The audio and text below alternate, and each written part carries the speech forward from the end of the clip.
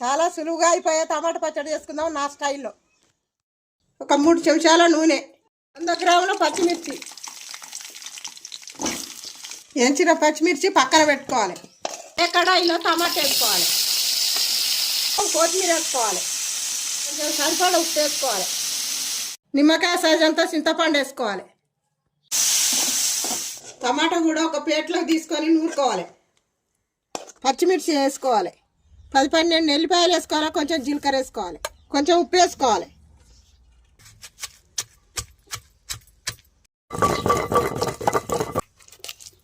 టమాటా వేసుకోవాలి, ఒక దాంట్లో వేసి నూరుకోవాలి. పచ్చడి మస్తు అయింది. నేను రోట్లో నూరుకున్నా, మీరు మిక్సీలో అయినా పట్టుకోవచ్చు, చాలా బాగుంటుంది. ఇలాంటి వీడియోల కోసం అమ్మమ్మకు సపోర్ట్ చేయండి.